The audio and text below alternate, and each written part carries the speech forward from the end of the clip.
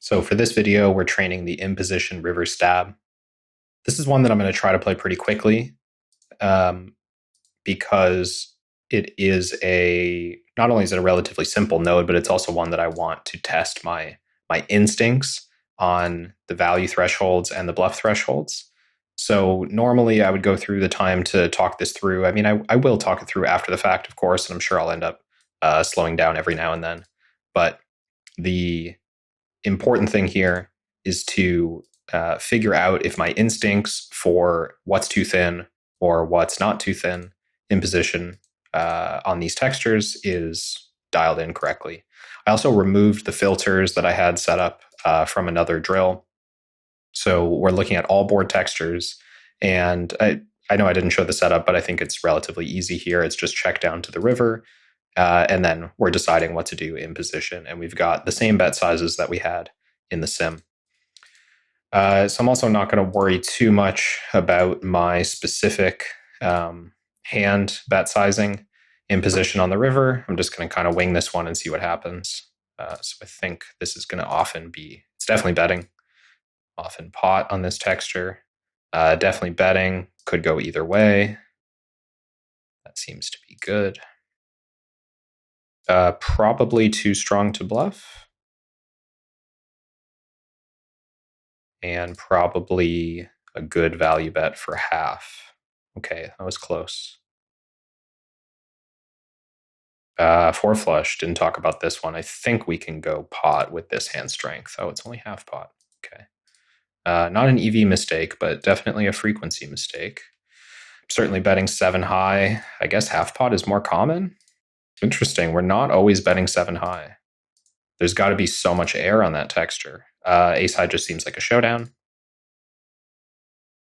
Yeah, in order to not bluff with showdown value, we need to just have a ton of similar strength hands. This seems like it shows down. Also definitely shows down. Almost value betting. This has to bet, I would think, on 4 straight. I mean, we could go either way with sizing, but I don't have that many aces, so I'm going to go half pot. Yeah, we could go either way. Yeah, I mean, again, seems like a bet. I'm not necessarily trying to get the sizing perfect with different parts of my range, and I'm not really going to worry on this drill about whether my blocker usage is good. I'm just trying to get a gist for the distribution of bets on that board texture and make sure I'm not value betting too thin or missing value or bluffing too strong or missing bluffs. This looks like a check. If the queen was a lower card, I think it would be a value bet. Haven't really come up with a plan for bet sizing on double paired boards, so I guess we'll just see what the trainer tells me. Seems like half pot was fine there. Usually pot when it rivers. Yeah, I mean, I guess we don't use 2x. Oh, it wants to go half pot. I guess blocking the queen. So that must mean that a queen is also going half pot. Okay, huge check raise. So I mean, it could be a fine call, but I would just use my randomizer, I think. Yeah, it's 36% is more than I expected. This looks like a bet. I have a feeling the king normally goes half pot. Oh, full pot. I mean, I could have an ace as well, so it's not crazy. Queen seems like showdown value. The 7 seems close. I think it's probably a mix with this hand class. And if you haven't seen my videos where I've used this same sort of process, I think it's important to verbalize when you think it's close.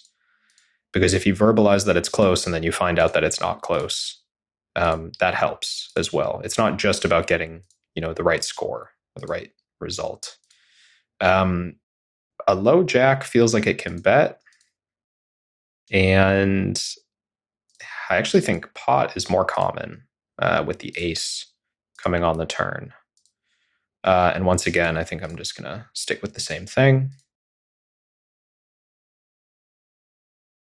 Here, a king for sure bets. I don't know why pot seems thin. I guess because I also block the 5. Maybe pot is too thin. Yeah. Wow, it's even considering check. These blockers are not that special for this texture because I'm normally running into straights and flushes and trips. I guess straights and flushes. Trips probably doesn't go this big. I could rejam, but I should probably just fold, I guess. Yeah.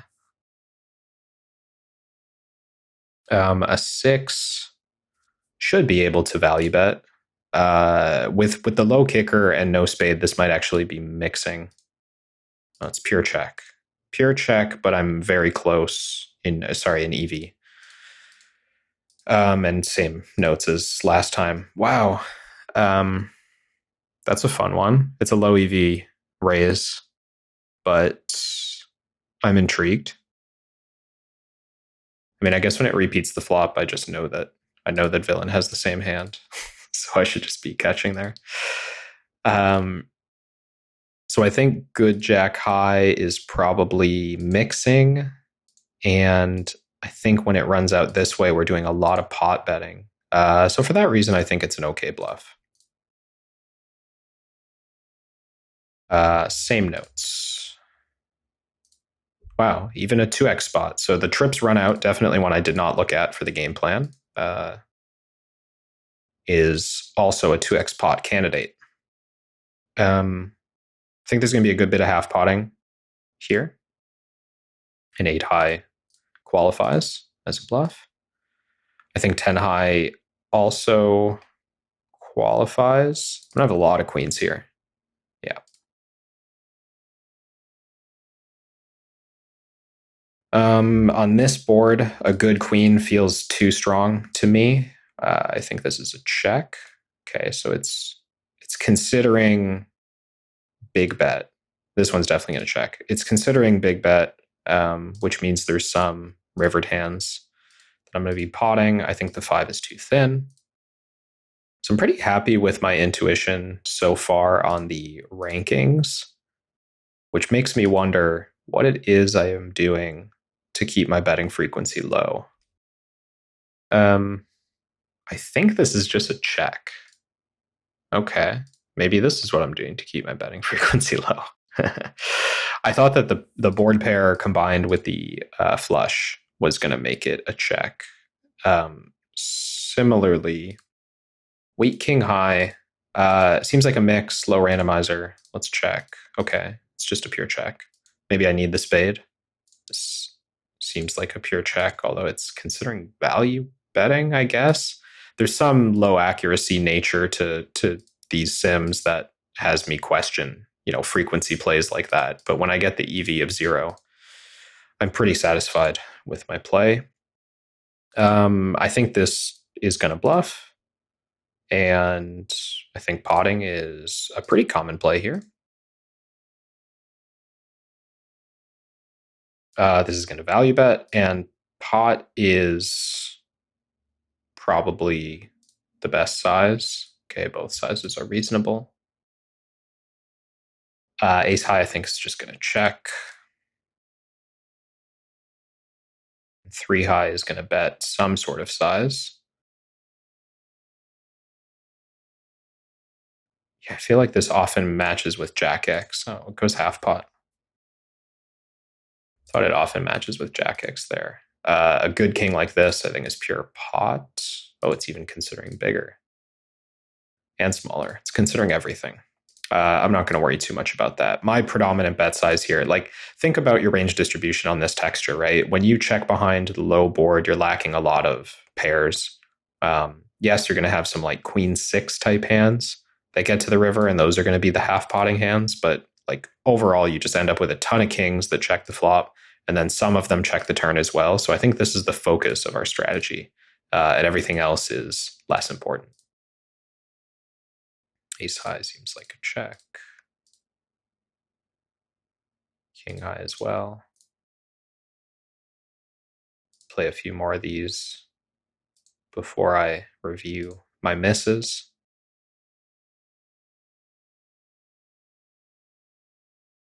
think either way. Okay, it's majority half pot, but so this was, yeah, I mean, this is a one way to make a straight kind of hand or kind of texture. I think this qualifies. Yeah, I block the spades. If I didn't block the spades, I think I check. That's honestly a bet I probably didn't used to make before I started looking at these. And a four straight, I mean, yeah, it's a four straight, but an ace is still pretty damn good. I think I can pot. Yeah. No reason to bluff a pair, even when the four straight comes in. And here we have top pair. Trips comes in, flush comes in, so probably half potting is reasonable as well. Let's go with that. We get jammed on. Yeah, I mean, I'm just not going to call. 12% of the time. Fair enough. Yeah, a lot of half potting is my guess here. And this is too strong. Yeah. Also too strong. So considering when I have that interaction with the board, that's actually not out of the question to bluff with. This one for sure bluffing. Again, the king is just going to be so much my betting strategy. I'm just going to default to pot. Interesting that it's going half. And I mean, this exact combo seems like it really wants to go pot to target a jack, although maybe a jack is so rare. Yeah, a jack is so rare that we have pot to target like ace high. That makes sense. Here, I think, again, yeah, potting just seems fine. Actually get threes to fold. A little surprised by that.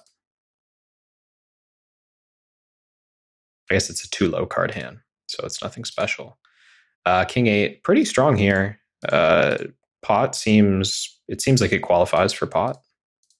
We are seeing like if there's any tendency I'm noticing on myself as well, it's just going for the biggest possible size. Wow, ace 10 is value betting. Going for the biggest possible size when I don't always want to. And that's probably just a habit that I've picked up from playing people who don't check raise enough. I think when you play people who don't check raise enough, you just do want to bet the biggest size possible with your hand. So I think it's important not to get scared away from that just because the sim is check raising more aggressively. Is this really going to value bet also? Yeah. So I think at this point I can, pure bet that one, really. I think I'm going to review at this point, and I'm going to start from the end because I'm curious about this one. Yeah, deuces and threes are value betting. So we didn't look at paired boards, and there's a reason for this, right? We check down to the river on a paired board.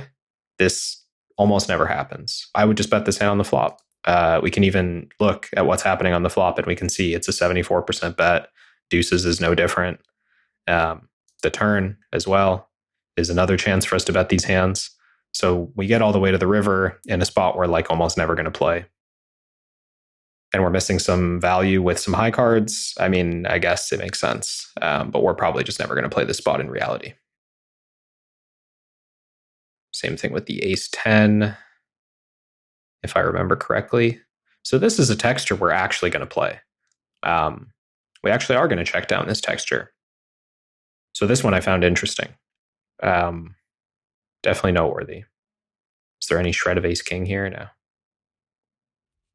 Yeah, definitely noteworthy that we're value betting this. Does it show our equity? No, just the range. Yeah, very surprising to me.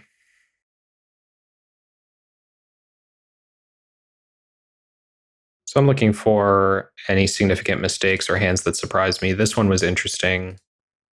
Not a significant mistake, but just that this hand was weak enough to bluff. Looks like it's liking to use the sidecard spade as a little bit of bluff here. So that would make me think that every queen high and weaker is just always bluffing. And that seems to be true. So this could also be holding back my betting frequency a little bit.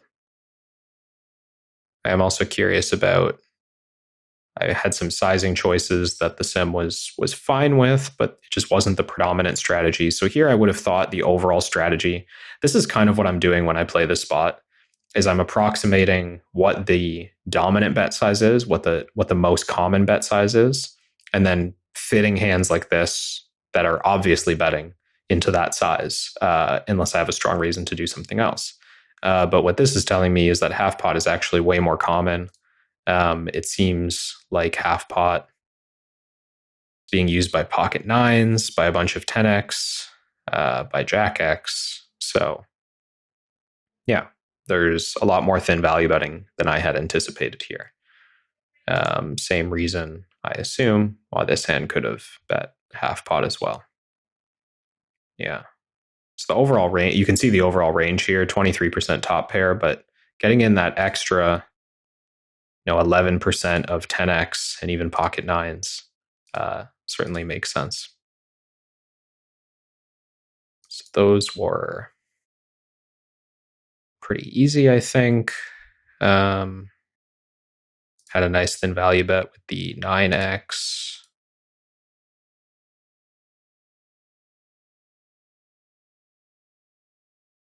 Here, I think the king jack was even looking at larger sizes.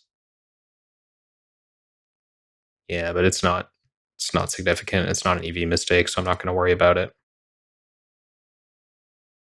There was at least one real EV mistake I made. Oh yeah, this one. So let's see what's going on here. I mean, this isn't really about responding to check raises. I do think part of responding to check raises is going to be making like light calls or bluff 3-bets or what have you. Here we're on another paired board, so we're just looking at a spot that we're never going to play. But I will indulge my curiosity just for a moment. The hand we're mostly representing when we jam is pocket kings. The hand we're mostly representing when we raise small, which is now showing up here as 0.0 combos, but it said it was the best EV play. This raise here is representing pocket fives. Once again, that's 0 combos. And then the jam is representing king. I mean, if I had 6-5, I think I would have considered this play a lot more honestly than I would have with 6-deuce. So what is it about 6-deuce that's so appealing? Well, it's hard to say because we have so few combos in this line that it doesn't even show up on the grid. So I'm not going to worry about that one. These are, again, this is the accuracy issues that compound street by street. When you set up drills like this, if I started with 0.5% accuracy, which is what I had, and then I go down a line on the flop that's only being taken, 30% of the time, and then I go down a line on the turn that's only being taken half the time, and then I bet the river, and then I get raised. Like, we're now looking at such a rare situation. We're looking at total of 50 combos, and the raises are a total of 2 combos. The inaccuracy is pretty substantial at this point.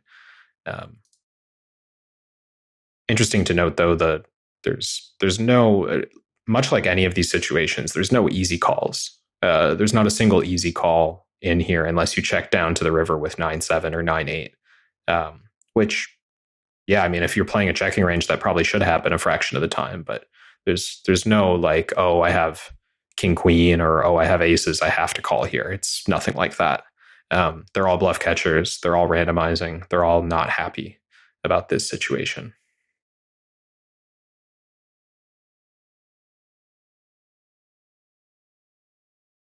This, I think, was just one of those EV mistakes that is due to an inaccuracy in the EV calculation.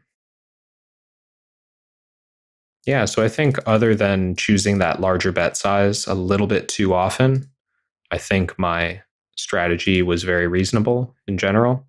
The half pot is a pretty common bet size on a lot of these textures, and that means I need to be willing to mix the smaller bet sizes into more of these hands to protect myself against check raising. But like I said, against most of my opponents, that's not my top concern. So I'm pretty happy with how I was playing this spot. Hopefully you learned something from the training process, and I'll see you in the next one.